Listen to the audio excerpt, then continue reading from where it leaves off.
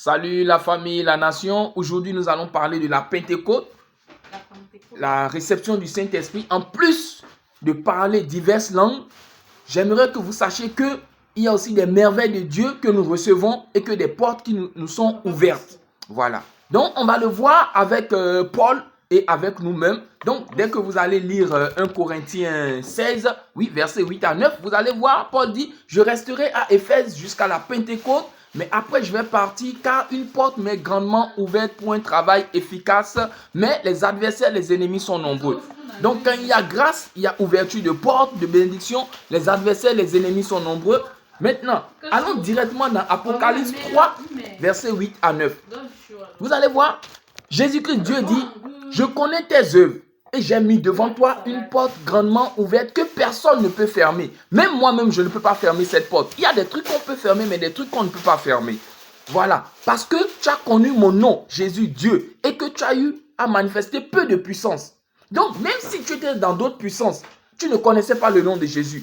Voici comment le faire. C'est que tu écoutes cette voix qui est la voix du Saint-Esprit. Juste, jeûne, prie, demain et après-demain. Partagez la vidéo pour que tout le monde reçoive et soit dans les conditions de sanctification et de prière et de jeûne. Voilà. Donc, tu jeûnes, tu pries.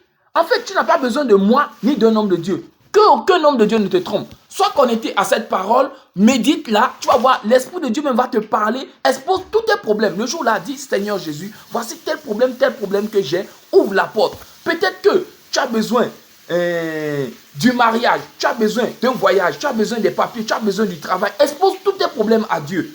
Et dis-lui de t'ouvrir la porte, de mettre cela à tes pieds. Car il a dit, nous qui sommes ces hommes de Dieu, il va mettre à nos pieds les membres que Satan détenait.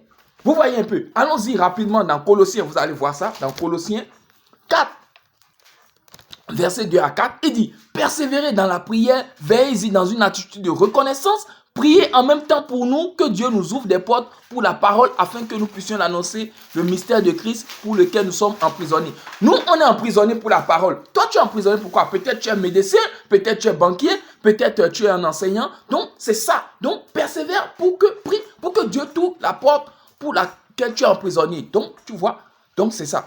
Priez pour nous, nous on prie pour vous pour que Dieu vous ouvre cette porte.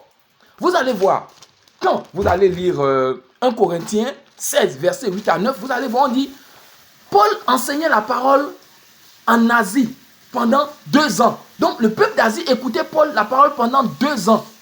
Et cette porte, Dieu a ouvert des portes de la foi où des malades étaient guéris par des mouchoirs qui touchaient le corps